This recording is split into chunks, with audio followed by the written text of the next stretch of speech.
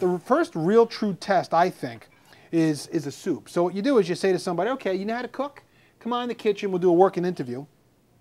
Let's make some soup. Or actually, you go make me some soup. Go in the fridge, find out what's in there. If you need any help, I'll show you where everything is. And give me an idea of some soup that you can make. Because I think soup is probably one of the starting things that any good cook knows how to make. So, here we go. We're going to start with a little bit of pancetta, which is, we'll call it like a rolled Italian bacon. See that? It's got a lot of fat in it, which is what's really good about it. So it's like this, it's like bacon. And what we're going to do is we're going to start by dicing up some pancetta. All right, so I've got some olive oil going. I'm going to add this pancetta.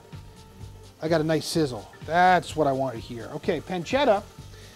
Now, if you notice, it's all bite-sized pieces. You don't want to put ingredients in your soup that you're going to have to go in there with a knife and chop up. You want bite-sized pieces. So in each spoonful, we'll get a little pancetta. Okay, well that's going. I'm going to start a little bit of onion. And I save all the bits and pieces of my onion because what we're going to do is we'll make our stock. You guys will watch the show. You know about stocks, right? All right, so the pancetta now, it's releasing some fat. See, we've almost doubled the amount of oil in our pan. Pancetta is getting brown and crispy. Okay, and I add the pancetta before I add our onion. And the reason is, if I add the onion first, onion has a lot of water in it. So what's going to end up happening is we apply some heat, it pulls the water out. Next thing you know, we've got this water and oil, and then we can't get that pancetta to crisp up. Our onion's starting to sweat. Our onion's starting to get translucent. What I'm telling you guys is the onion is starting to cook. Okay, so now it's actually starting to take on a little color because we're cooking it in the fat from the pancetta. I'm going to add a little bit of garlic now. I will add all the garlic. Why not? Why not? I like garlic. My garlic's sliced real thin. So I've got some northern beans, white beans, cannellini beans. If you want to, you can buy them in the can. If you buy them in the can, buy a couple of maybe those little number 10 ounce cans. Buy a bunch of those guys. Don't drain them. I know a lot of times that you think you should drain them, but if you look at these, all right, see they're really starchy. Take a look at that, Matt.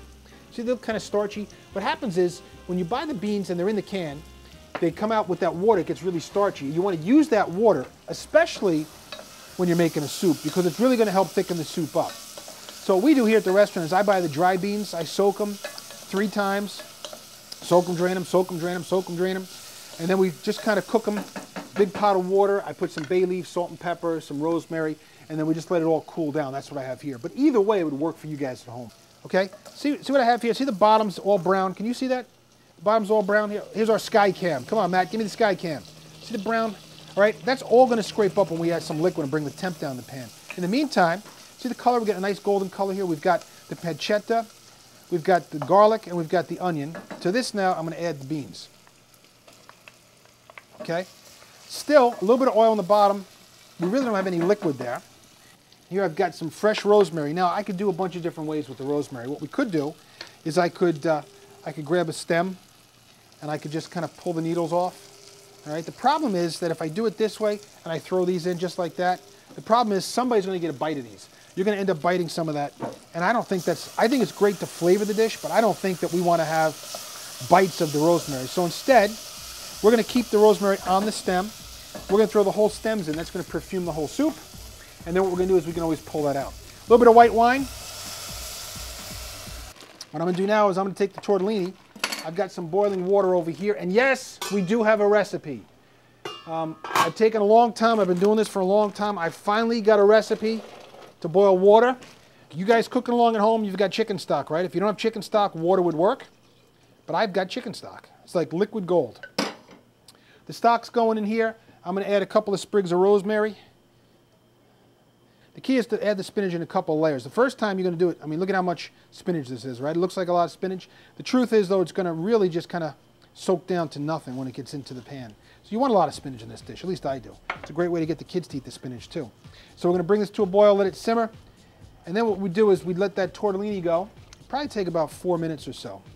So we let this whole thing cook, just like that. So far, so good, right? Okay? I think what we need to do is we need to add a little salt and a little pepper. Notice I didn't do that along the way. I still don't believe that. I know you guys, you watch TV food and you say, you know, I watch Chef so-and-so, and they put salt and they put pepper, and see, I don't agree with that. Okay, so there's our tortellinis. They're cooked. How do I know they were done? Any idea, Matt? No idea. No idea. Good. Good answer. Survey says Goes to the top. because they were floating to the top. Exactly. You're learning, man. I'm telling you. Bring it to a boil, lower it to a simmer. Want to thicken it up a little bit, you can do a couple of tricks here. You can do, if you wanted to, I don't know why I wouldn't do it though. You can add a little flour. You can take a bit of butter, roll it in some flour. You can do all those things. You can add some cornstarch. You can slurry it. You can do this. You can do that. I'd much rather just add some butter. The butter's going to do two things. It's going to flavor our soup. It's also going to add a creaminess and help reduce it. So I'm going to add our butter. We'll let that bring that to a boil, lower it to a simmer. We've got our soup here, our spinach, our white beans, our pancetta, and our tortellini. And the only thing I think I need to do to finish that is a little bit of grated cheese right on top, and there you go. A real simple dish.